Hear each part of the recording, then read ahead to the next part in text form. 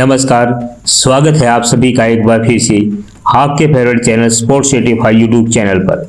आपके साथ आपका भाई, आपका दोस्त जुड़ चुका है। सबसे पहले तो कैसे हैं, कहां से वीडियो देख रहे हैं, कमेंट बॉक्स में जरूर बताना। तो दोस्तों, जब से ड्रीम 11, माई 11 सर्कल, प्रोबो, वूशो या ऑनलाइन गेमिंग ऐप जब से बंद हुई तब से क्या मन लग रहा है। अब मैं कुछ गुड न्यूज लेके आया हूं आपके लिए। क्या क्या गुड न्यूज है वो आपको बताऊंगा, लेकिन एक बैड न्यूज सबसे पहले दे देता हूं। बैड न्यूज यह है कि एमपीएल, आप सभी को पता है कि एमपीएल भी एक ऑनलाइन गेमिंग ऐप थी।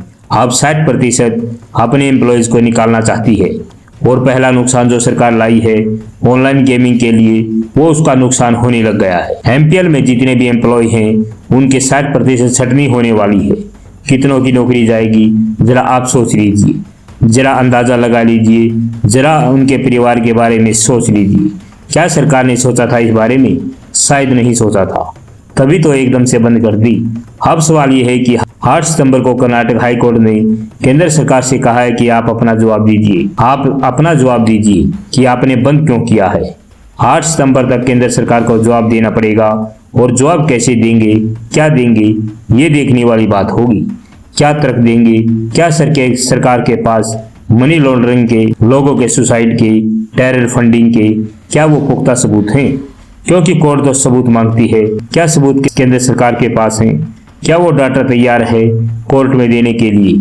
क्योंकि जिस तरीके से केंद्र सरकार ने ये कानून बनाया, वो बिल लेके आई, लोकसभा में आता है, अगले दिन राज्यसभा में जाता है, उसके अगले दिन राष्ट्रपति जी के पास जाता है, सिग्नेचर बन जाते हैं, सिग्नेचर हो जाते हैं, मतलब 3 दिन में खेल खत्म सारी ऐप का।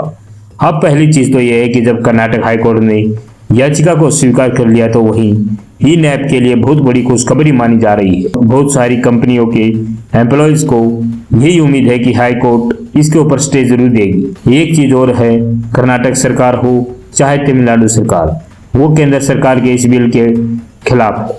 उनका यह कहना है कि इस तरीके के जो गेम होते हैं उन पे पाबंदी लगाना, उनके खिलाफ बिल लाना, यह राज्य सरकार के पास अधिकार होता है, केंद्र सरकार के पास नहीं होता। क्या कर्नाटक सरकार भी कर्नाटक हाईकोर्ट में यह चीज बताएगी? एक गुड न्यूज और दे देता हूं आपको। माई 11 सर्कल और ड्रीम 11 के अधिकारियों की केंद्र सरकार के साथ मीटिंग हुई है। माई 11 सर्कल का एक अधिकारी मौजूद था, ड्रीम 11 का एक अधिकारी मौजूद था, मीटिंग हुई। बताया जा रहा है कि पॉजिटिव वे में मीटिंग हुई। स्पोर्ट्स गेमिंग को लेकर इस पर चर्चा करने के लिए यह मीटिंग हुई है। लोगों के पैसे कैसे इन्वेस्ट हो रहे हैं, कहाँ यूज हो रहे हैं, कहाँ जाते हैं, कहाँ से आते हैं, इस बारे में पूरी चर्चा हुई है। देखिए, बहुत पहले भी ये कहा गया है कि कुछ ऐसी छोटी छोटी ऐप हैं जो गलत काम कर रही है, और उसका नुकसान किसको होता था? नुकसान हुआ किसको?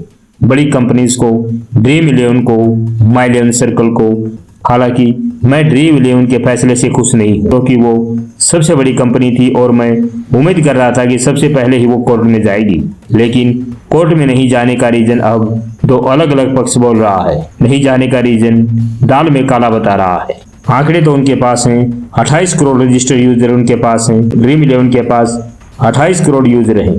इतनी बड़ी संख्या उनके पास है तो वो सरकार से पंगा क्यों लेंगे?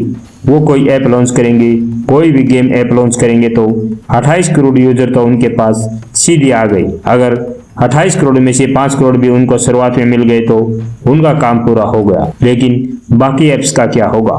माई 11 सर्कल क्या करे, हाउस सेट क्या करें? अब मैंने ये सुना है कि ये ऐप भी हाई कोर्ट जाने वाली है। A23 रमी ऐप को जिस तरीके से कोर्ट ने समय दिया, याचिका पे सुनवाई करी, जिस तरह से केंद्र सरकार से जवाब मांगा है, उसके देखते हुए अब सारी कंपनियां भी अपने डॉक्यूमेंट तैयार करने लग चुकी हैं।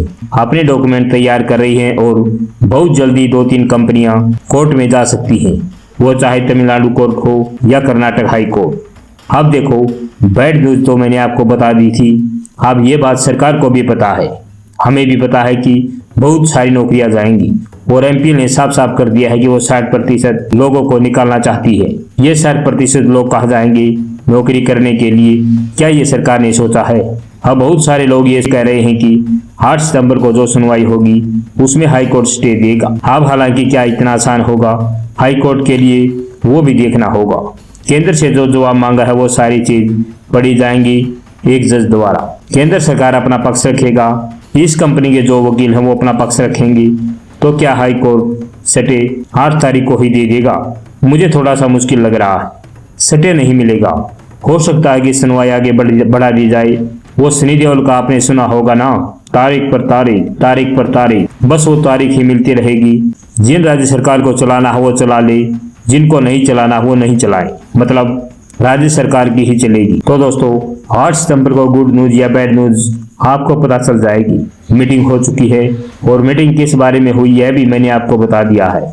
कमेंट बॉक्स में बताइए, वीडियो को लाइक करें और चैनल का सब्सक्राइब करें। बहुत बहुत शुक्रिया, धन्यवाद।